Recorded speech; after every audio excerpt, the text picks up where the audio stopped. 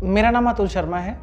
आज मैं आपसे उस एक केस के बारे में बात को शेयर करूंगा जिसको केस जो मेरे लिए बहुत चैलेंजिंग भी था, बहुत परेशानी क्रिएट करने वाला भी था और बहुत मुश्किल भी था, बहुत टफ भी था। ये इंसिडेंस लगभग मेरे वहाँ जाने के 2 महीने बाद की बात है। एक मेरे पास फ़ोन आया कि सर एक सूचना आ रही है कि सिविल लाइन से एक बच्चे का अपहरण हो गया है जो कि 7 साल का है और उसका अपहरण उसके ड्राइवर ने किया है, एक्स ड्राइवर ने किया है, जिसको उसके माता पिता ने 2-3 महीने पहले नौकरी से निकाल दिया। जब ये बात मेरे तक पहुंची तो मुझे बिल्कुल कुशीनगर की उस घटना का स्मरण हुआ है, याद आ गई, जिसमें एक बच्चे का पहले अपहरण हुआ था और उसके बाद चूंकि अपहरण करने वाला परिवार को जानता था, परिवार के लोग उसको जानते थे, तो इसलिए उसने डर से उसको मार दिया था।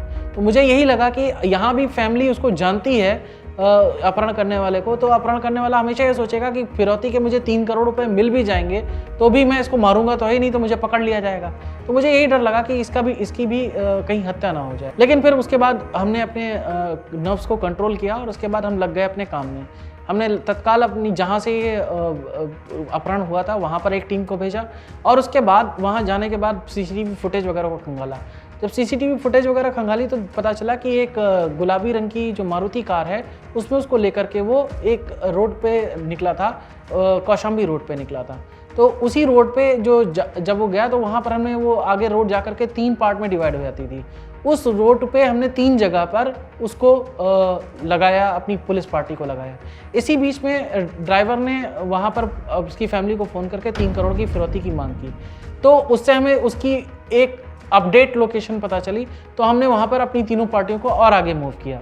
इसी बीच में जब ये सब चल रहा था मेरे पास हाई कोर्ट के 2 जजेस का फ़ोन आया। प्रयागराज में हाई कोर्ट है और हाई कोर्ट के जजेस जनरली बहुत ही अच्छी पोजीशन को में रहते हैं और उन्होंने मुझे फ़ोन किया और उन्होंने मुझे ये कहा कि ये फैमिली का बच्चा है और उसमें एक लेडी जज थी, एक मेल जज थे। वो उन्होंने बताया ये फैमिली का बच्चा है, इसको तुरंत रिकवर होना चाहिए, इसको करना चाहिए। अब ये केस और भी चैलेंजिंग हो गया था क्योंकि एक छोटा बच्चा अपहरण हो गया और उसमें हाई कोर्ट के जजेस की भी इन्वॉल्वमेंट थी। वो भी ये चाहते थे कि जल्द से जल्द ये रिकवर हो, उनका भी प्रेशर था। तो हम इसको सर्विलांस टीम हमने बिठा दी। इसी बीच में जब घर पे मैं बच्चों के पेरेंट्स से मिलने गया, उनसे अपडेट इन्फॉर्मेशन लेने के लिए, तो वहाँ पर मैंने देखा कि वो जो लेडी जज जिन्होंने हाई कोर्ट की जज थी वो वहाँ पर पहुँच गई। मैं उनको देख के खड़ा हुआ, उनको सैल्यूट किया, लेकिन उसी बीच में उन्होंने जा करके जो बच्चे के दादा थे उनके जाके पैर छू लिए।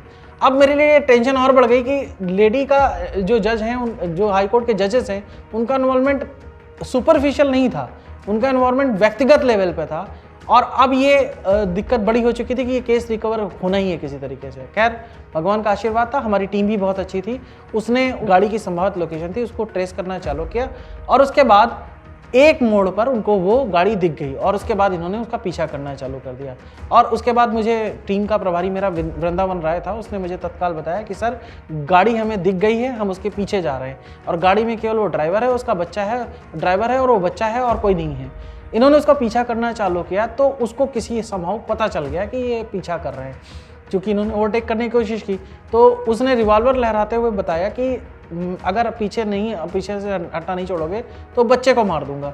तो इन्होंने अपनी गाड़ी फिर इन्होंने सामने आगे ना रख के ओवरटेक न करके पीछे कर ली, लेकिन उसने अपनी गाड़ी भगानी चालू की और लगभग वो 120+ स्पीड में भगा रहा था और इतनी तेज स्पीड चलाने की वजह से उसकी गाड़ी के 2 टायर फट भी गए और वो उसके बाद उसी व्हील पे उसको दौड़ाते आगे लेके चला गया। एक जगह जाकर के फिर स्टेज ऐसी आई कि गाड़ी अब आगे नहीं जा सकती थी, तो उसने वो गाड़ी को वहीं पे रोक दिया और वहाँ से पुलिस पार्टी पे हमारी फायरिंग करनी चालू कर दी। हमारी पुलिस पार्टी ने भी अपना प्रोटेक्शन लेते हुए, आड़ लेते हुए उस पर फायरिंग करनी चालू की, लेकिन अल्टीमेटली जब उसको दिखा कि वो नहीं भाग सकेगा तो he was drunk, he was not in sense, उसके पता नहीं दिमाग में क्या आया, उसने खुद ही अपने आप को गोली मार ली। हमारे लिए ये मतलब शॉक भी था और थोड़ा सा ये भी लगा कि चलो उसने कम से कम बच्चे को गोली नहीं मारी, नहीं तो वो एक अलग टेंशन हो जाती। और उसके बाद बच्चे को हम लोगों ने रिकवर किया। बच्चे के मामा हमारे साथ थे, उन्होंने उस पूरी लाइव इंसिडेंट्स को मुझे खुद बताया और उन्होंने कहा कि सर हमने आज तक केवल फिल्मों में ऐसा देखा था कि इस तरह की चीज़ें होती हैं, आज फिल्मी लाइफ हमारे सामने बिल्कुल आ गई है। मैं आपको एक्सप्लेन नहीं कर सकता कि किस किस तरह की चीज़ें उस समय हुई, ये बात उन्होंने मुझसे कही। तो बहुत ही हम लोग बहुत खुश हुए। बच्चा 3 घंटे घंटे के अंदर वापस आ गया। हमने उसको फैमिली को वापस किया। हाई कोर्ट के जजेस ने भी मुझे इसके लिए प्रेज़ किया और बाद में एक सम्मान समारोह में उन्होंने मुझे अलग से हमें और पुलिस टीम को उन्होंने सम्मान किया। और हमारे सीएम साहब ने भी इस चीज़ को ट्विटर पे बताया, हमारे डीजीपी साहब ने भी इसको ट्विटर पे मेंशन किया कि यहाँ पर बच्चे अगर यहाँ पर यूपी में जो है क्राइम के ऊपर इतनी अच्छी कार्रवाई होती है कि जल्द से जल्द उस क्राइम को सॉल्व कर लिया जाता है। तो ये one of the toughest cases में से है जिसमें प्रेशर ज़्यादा था, इसलिए मैंने इसको आपको कोट किया। अदरवाइज इन्वेस्टिगेशन के लिहाज से और भी टफ केसेस मेरे सामने आए हैं जिनमें वास्तव में पता नहीं लग रहा था कि जाएं तो किस तरफ जाएं, लेकिन ये केस मेरे लाइफ का मुझे लगता है कि वो केस है जो हमेशा मैं मेंशन करना चाहूँगा। आप भी इसको देखिए। और मैं हमेशा जब मैं इसको याद करता हूँ तो मुझे ये कोट याद आता है कि कौन कहता है आसमान में सुराख नहीं हो सकता यारो, एक तबीयत से पत्थर तो उछालो यारो। तो अगर आप पूरी कोशिश करेंगे, हर तरह से अपने अटेम्प्ट करेंगे तो आपको सफलता मिलनी ज़रूर है, तय है। Thank you.